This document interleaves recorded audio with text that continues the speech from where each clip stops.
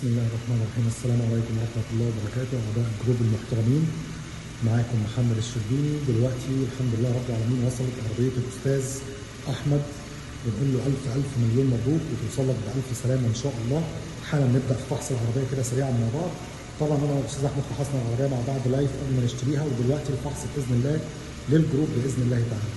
نبدأ أول حاجة من خلال النمر بتاعة العربية 20 حرف كوري 5154، 20 حرف كوري 5154.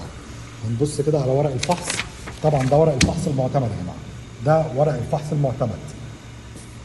بسم الله، ادي نمره العربيه 20 5154. برده في طريقه ثانيه نتاكد ان ورق الفحص ده بتاع العربيه دي. هنبص على رقم الشاسيه 054 785 054 785.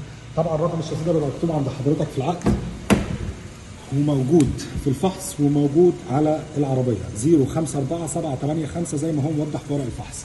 نبدا كده سريعا نشوف ورق الفحص بيقول ايه.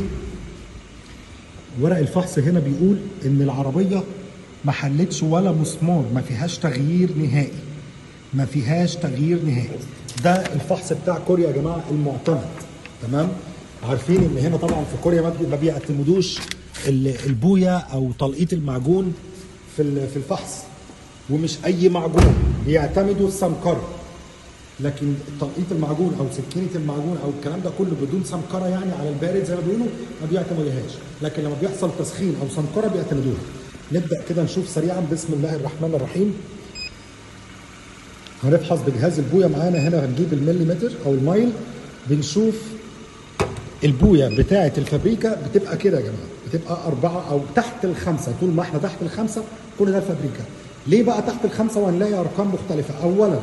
اولا العادي بتاعت المصنع، لو جينا خرجنا عربيه لسه خارجه من المصنع وقسناها، هنلاقي السقف والقايم غير البيبان والكبوت غير الدواخل، لان هنا ليه كميه بويه، هنا ليه كميه بويه، هنا ليه كميه بويه.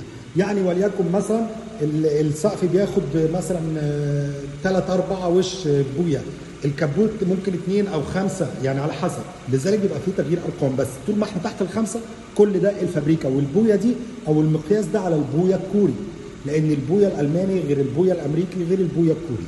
نبدا كده بسم الله. الكبوت معانا، ادي الكبوت. بسم الله الرحمن الرحيم. الكبوت من اوله لاخره فابريكا. خلونا بس معلش يا جماعه نسرع شويه علشان وقت الفيديو ونقدر ان احنا نبعته لحضراتكم على الجروب. وادي الرفرف الامامي الشمال من اوله لحد اخر تحت من عند العتب، وادي اول العتب 2 الباب فابريكا، القايم فابريكا، السقف فابريكا، نص السقف، نص القايم، الباب الخلفي، نص العتب، الرفرف الخلفي. هنا بقى هنبدا في سنه رش. نبدا بقى نجيب كده بالراحه. بدأ الرش من تحت، من هنا، من عند أول الرفرف بالظبط، عند الحتة بتاعة القايم. نكمل رش طول ما احنا برضو تحت ال10 يا جماعة. ده رش على اللحم زي ما بيقولوا، على اللحم تماما. طول ما احنا تحت ال10. المعجون بيبدأ من أول 13 15 وطالع بقى 5، كل ده على اللحم. 5 كل ده على اللحم. آخر القايم أهو، آخر الرفرف معذرة، وآدي آخر القايم. القايم بالكامل فابريكا. طيب يعني هنا معانا في الجنب ده رش في الرفرف الخلفي. الشنطة فابريكا ببوية المصنع من أولها لآخرها ومن الأسفل. الشنطة طبعا بالكامل ببوية المصنع. الرفرف الخلفي هنا فيه رش على اللحم أهو في الرفرف.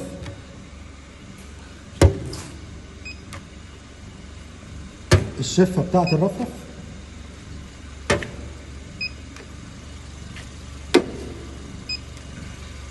كل ده ما زلنا رش على اللحم، كل ده ما زلنا رش على اللحم. في هنا حته المعجون بقى اللي بنتكلم عليها. شايفين يا جماعه ارقام المعجون؟ ادي ارقام المعجون. حته بقى عايزين نجيب قطرها، نجيب قطرها بمنتهى السهوله. شايفين الجهاز فين؟ هنا رش فقط 6 اهو. لو نزلنا تحت 2 سم لسه رش، كمان 2 سم 17. هنا بدأ المعجون. طيب ننزل تحت كده عند السوكه 17 تحت السوكه 7. يعني الموضوع حته المعجون موجوده في دايره هنا مثلا قطرها ما يجيبش الا 4 ل 5 سم. تمام. والباقي رش. طبعا ما ينفعش يرش الحته دي عشان ما تبقاش مبقعه، فلازم الرفرف كله بيترش. الباب رش. هنا في معجون في الباب، طبعا كل ده مكتوب في ورق الفحص. ادي المعجون في الباب الثاني. هناخد برضو القوايم والدواخل كده. في معجون عندنا في البابين. الرفرف الامامي فيه رش.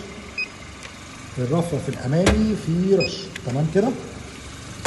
يعني نقدر نقول اخر الرفرف من تحت فابريكا. طب العتب فابريكا الحمد لله. اول العتب، نص العتب مازال فابريكا. اخر العتب هنا بدأ الرش اللي مع الرفرف، الحته اللي في الزاويه دي بتاعت الرفرف، قبلها على طول كده برضو فابريكا الحمد لله رب العالمين. نشوف بقى القوايم. القايم فابريكا.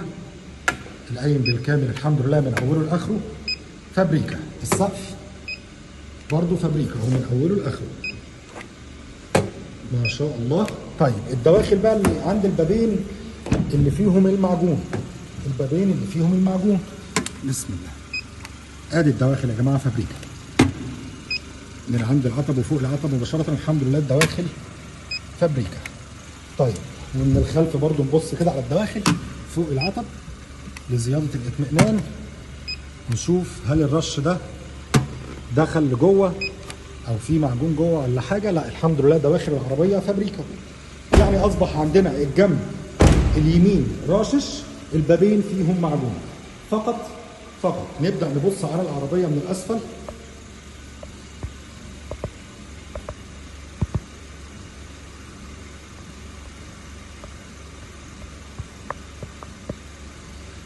معذره يا جماعه بسم الله. نبدا نبص كده على العربيه من الاسفل. بسم الله الرحمن الرحيم. اتمنى تكون الصوره واضحه امام حضراتكم لاني بيتصور بالكاميرا الخلفيه فقط. بسم الله.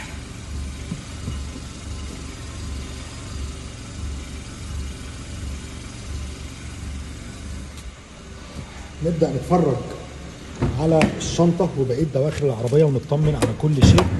بسم الله الرحمن الرحيم. نسيب الجهاز بقى من ايدينا خالص. نبدأ نبص على الدواخل بتاعت العربية كده سريعا. بسم الله ما شاء الله. ادي زونة بالفابريكا داير ما يدور الباب. طبعا احنا مطمئنين ان الجنب ده كله فابريكا، وايا كان العربية بالكامل دواخل فابريكا، لكن بنفرج حضراتكم. ألف مبروك للأستاذ أحمد، ربنا يبارك له فيها وتوصل له بألف سلامة إن شاء الله. الباب الخلفي نفس الموضوع الحمد لله ببنوز الفابريكا بالكامل.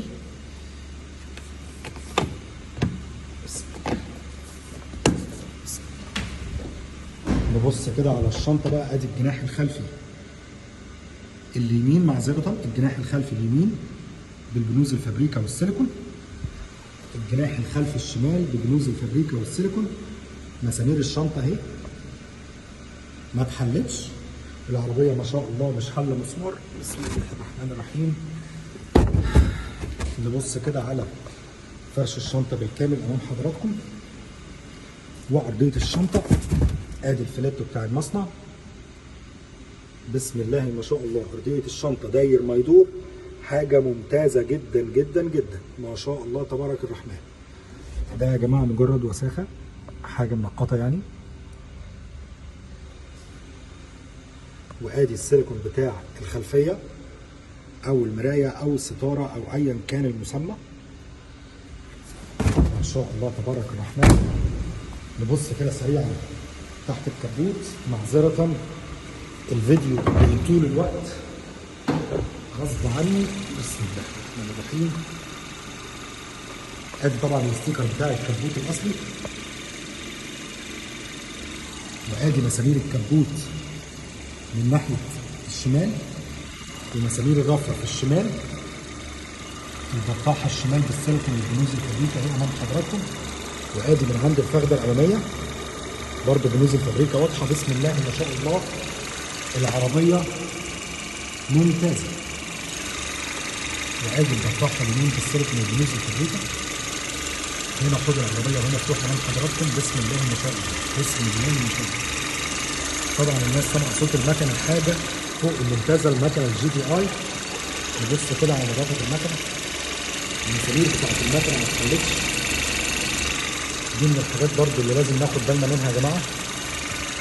نبص كده على قلب المكنه ونضافته. اولا نبص قاعده المكنه ما شاء الله كانها زيرو، قاعده المكنه كانها زيرو. الزيت طبعا محتاج يتغير، الزيت محتاج يتغير، والصوت ده والزيت ده محتاج يتغير. طب لو الزيت متغير اصلا وجديد لا كنا هنسمع صوت تاني خالص. قلب المكنه من جوه ما شاء الله تبارك الله.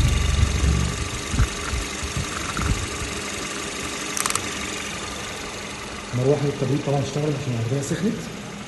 نبدا نشوف اوبشن العربيه كده سريعا مع بعض. معانا طبعا فوانيس شبوره امامي، غمازات مرايات شمال ويمين،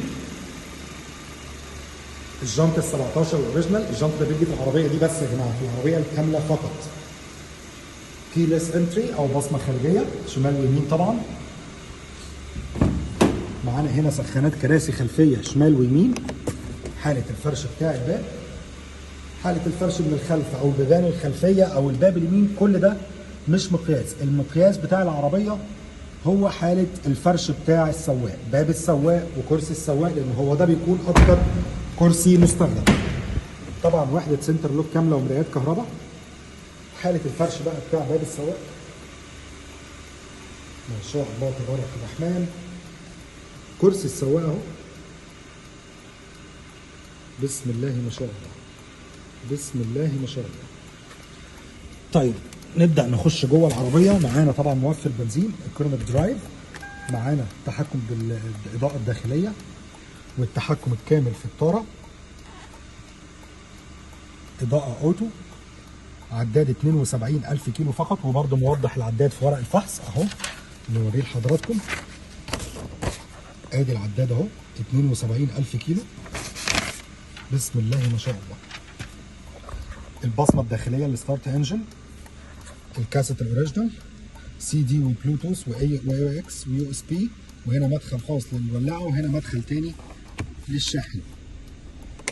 التكييف التاتش، نطفي السخانات الخلفيه، سخانات كراسي اماميه شمال ويمين درجات.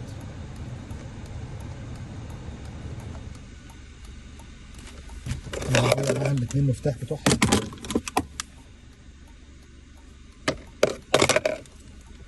فتيس ستريبتونيك طبعا مع السنسور الخلفي بسم الله ما شاء الله. الفتيس ممتاز جدا، ستريبتونيك يا جماعه رياضي. حاله الكونسول برضو من الداخل او المقصوره بتاعه القياده من الداخل بالكامل اهي امام حضراتكم، ما فيهاش غلطه. عربيه ما شاء الله كامله فول سيفتي، هنبص عليها دلوقتي مع بعض. معانا ايرباك في الدركسيون، وايرباك في التابلو امامي يمين، واثنين في القوايم اللي في النص، واثنين في الكراسي الاماميه. ما شاء الله تبارك الرحمن. الف الف مبروك للاستاذ احمد، ربنا يجيبها لك بالسلامه ان شاء الله. دي كانت اول عربيه بتاعت الاستاذ احمد، ام دي 2011 كامله فول اوبشن بدون فتحه سقف. طبعا الكراسي كهرباء، نسيت افرجها لحضراتكم معذره. الكراسي طبعا كهرباء، كرسي السواق كهرباء. العربيه الحمد لله رب العالمين جت بسعر فوق الممتاز، ربنا يبارك له فيها وتوصل له بالسلامه ان شاء الله.